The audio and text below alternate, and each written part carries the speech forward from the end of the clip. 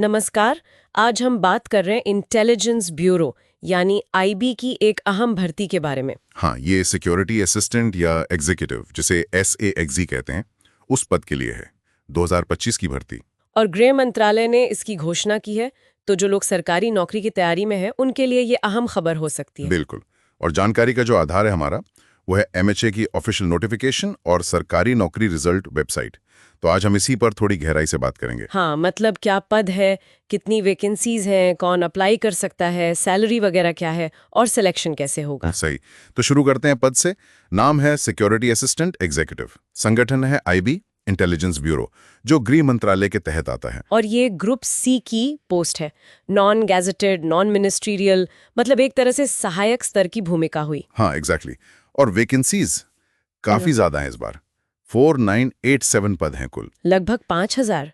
ये तो बहुत बड़ी संख्या है। हाँ, और ये पूरे भारत में जो IB के सब्सिडियरी इंटेलिजेंस ब्यूरो यानी SIBs हैं, उनमें फैली हुई हैं। अच्छा, रीजनल ऑफिसेज में। हाँ, जैसे दिल्ली में सबसे ज्यादा हैं, 1100 से ऊपर।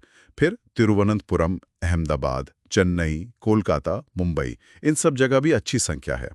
और ये पद अलग अलग कैटेगरीज में बटे हैं: UR, OBC, SC, ST, EWS नियमानुसार। ठीक है, पद और संख्या तो पता चल गई। सैलरी और भत्ते क्या है इस पद के लिए? ये लेवल 3 पे स्केल में आता है।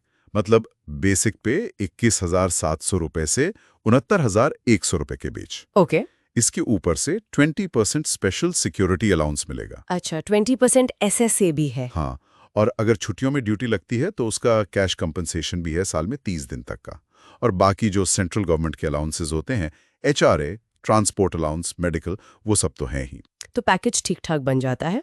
तारीखें क्या है आवेदन की? ऑनलाइन एप्लीकेशन 26 जुलाई 2025 से शुरू होगी। 26 जुलाई से और 17 अगस्त 2025 रात 11:59 तक चलेगी। ओके। ऑनलाइन फीस भरने की भी यही लास्ट डेट है। और ऑफलाइन? अगर कोई ऑफलाइन चालान से फीस भरना चाहता है, SBI चालान से, तो वो 19 अगस्त तक बैंक के वर्किंग आवर्स में जमा कर सकता है। ठीक है। अब सबसे जरूरी सवाल पर आते हैं, पात्रता यानी कौन अप्लाई कर सकता है, क्वालिफिकेशन क्या चाहिए? क्वालिफिकेशन बहुत सिंपल है, 10वीं पास, किसी भी मान्यता प्राप्त बोर्ड से। सिर्फ 10वीं पास? हाँ, लेकिन इसके साथ दो बहुत जरूरी शर्तें हैं। पहली, कैंडिडेट के पास उस राज्य का डोमिसाइल सर्टिफिकेट होना चाहिए जिस राज्य के SIB के लिए वो अप्लाई कर रहा है। अच्छा, डोमिसाइल जरूरी है? बहुत जरूरी। और दूसरी शर्त, उसे उस इलाके की जो नोटिफाइड लोकल भाषाएं या बोलियां हैं उनमें से कम एक आनी चाहिए, पढ़ना, लिखना और बोलना। ये लोकल भाषा और डोमिसाइल वाली बात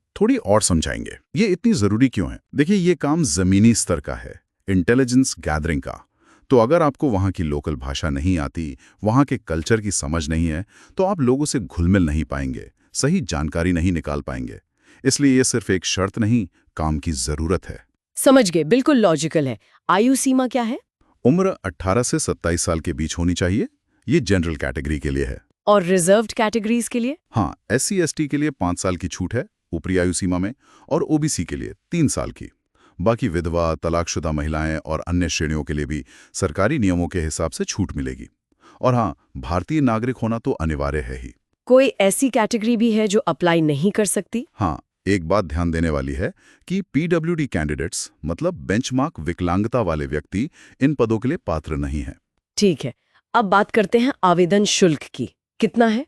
इसमें 2 हिस्से हैं। एक है एग्जामिनेशन फीस 100 रुपए, और दूसरा है रिक्रूटमेंट प्रोसेसिंग चार्ज 550 रुपए। तो कुल मिलाकर UR, EWS और OBC पुरुष उम्मीदवारों के लिए 650 रुपए देने होंगे। और बाकी सब के लिए? SC ST, सभी महिला उम्मीदवार और ESM जो रिजर्वेशन के लिए एलिजिबल हैं, उन्हें सिर्फ 550 रुपए देने हैं, यानी केवल प्रोसेसिंग चार्ज। एग्जामिनेशन फीस माफ है उनके लिए। पेमेंट कैसे कर सकते हैं? ऑनलाइन कर सकते हैं, debit card, credit card, net banking, UPI, इन सब से, या फिर ऑफलाइन SBI चालान से। ठीक है, अब आते हैं चयन प्रक्रिया पर। सिलेक्शन कैसे होगा? इसमें 3 टियर होंगे, टियर 1, टियर 2 और टियर 3। पहला टियर? टियर 1 एक ऑनलाइन एग्जाम है, ऑब्जेक्टिव टाइप, MCQ बेस्ड। 100 सवाल, 100 नंबर और 1 घंटे का टाइम। सब्जेक्ट्स क्या होंगे? 5 सेक्शन होंगे: general awareness, quantitative aptitude, logical reasoning, analytical ability, English language और जनरल स्टडीज। हर सेक्शन से 20 सवाल। नेगेटिव मार्किंग है इसमें? हाँ बिल्कुल, हर गलत जवाब पर चौथाई अंक कटेगा। इसमें मिनिमम क्वालिफाइंग मार्क्स भी हैं। UR-EWS के लिए 30, OBC के लिए 28 और SC/ST के लिए 25। ये एक डिस्क्रिप्टिव एग्जाम है, 50 नंबर का, 1 घंटे का। इसमें क्या करना होगा? इसमें ट्रांसलेशन करना होगा। एक पैराग्राफ दिया जाएगा करीब 500 शब्दों का, उसे लोकल लैंग्वेज डायलेक्ट से इंग्लिश में और इंग्लिश से वापस लोकल लैंग्वेज डायलेक्ट में ट्रांसलेट करना होगा। ये तो भाषा की परख हो गई। हाँ, और ये सिर्फ क्वालिफाइंग है, मतलब पास होने के लिए कम से कम 20 नंबर लाने जरूरी हैं, लेकिन इसके मार्क्स फाइनल मेरिट में नहीं जुड़ेंगे। ओके, तो मतलब मेरिट में इसका वेटेज नहीं है, बस पास करना है, ये जानना जरूरी है। इसके बाद होगा Tier 3। ये इंटरव्यू या पर्सनैलिटी टेस्ट है। ये 50 नंबर का होगा। और final selection? Final merit list बनेगी Tier 1 के 100 मार्क्स और Tier 3 के 50 मार्क्स, यानी कुल 150 मार्क्स में से। अगर टाई हो जाए तो? टाई होने पर पहले Tier 1 के मार्क्स देखे जाएंगे, फिर Tier 3 के, फिर डेट ऑफ बर्थ, जो बड़ा है उसे प्रेफरेंस, और आखिर में नाम के अल्फाबेटिकल ऑर्डर से तय होगा। पूरी प्रक्रिया स्पष्ट है। अप्लाई कैसे करना है? सिर्फ ऑनलाइन? हाँ, केवल ऑनलाइन। MHA की वेबसाइट mhagov.in या NCS पोर्टल ncs.gov.in पर जाकर अप्लाई करना होगा। क्या क्या चाहिए होगा अप्लाई करते वक्त? एक वैलिड ईमेल आईडी और मोबाइल नंबर तो चाहिए ही। साथ में लेटेस्ट पासपोर्ट साइज फोटो और सिग्नेचर की स्कैन कॉपी अपलोड करनी होगी। फोटो और सिग्नेचर के साइज वगैरह नोटिफिकेशन में दिए हैं। और कोई जरूरी बात? हाँ, एक कैंडिडेट को सिर्फ एक ही एप्लीकेशन भरनी है। मल्टीपल एप्लीकेशन रिजेक्ट हो सकती हैं और फीस नॉन रिफंडेबल है। ये तो आम बात है सरकारी भर्तियों में। अच्छा, इस पद पर काम क्या करना होता है? जिम्मेदारियां क्या हैं? मुख्य काम है इंटेलिजेंस कलेक्शन, सर्विलेंस करना, रिपोर्ट्स तैयार करना, ऑपरेशंस में सपोर्ट देना, कुल मिलाकर देश की इंटरनल सिक्योरिटी को बनाए रखने में मदद करना। तो ये 10वीं पास युवाओं के लिए एक बड़ा मौका है IB जैसे संगठन से जुड़ने का। बिल्कुल, और इसमें जॉब सिक्योरिटी तो है ही, प्रमोशन के भी अवसर हैं, लेकिन ये ध्यान रखना होगा कि ये ऑल इंडिया सर्विस लायबिलिटी वाली जॉब है, मतलब ट्रांसफर कहीं भी हो सकता है। तो संक्षेप में कहें तो IB में SAX के लगभग 5000 पद, योग्यता 10वीं पास, अच्छी सैलरी और देश सेवा का अवसर। आखिरी तारीख 17 अगस्त 2025 है। सही कहा। बस अप्लाई करने से पहले पात्रता, खासकर डोमिसाइल और लोकल लैंग्वेज वाली शर्त ध्यान से देख लें, और तीनों टियर की तैयारी अच्छे से करनी होगी। और जाते जाते एक बात सोचने के लिए छोड़ते हैं हम सबके लिए।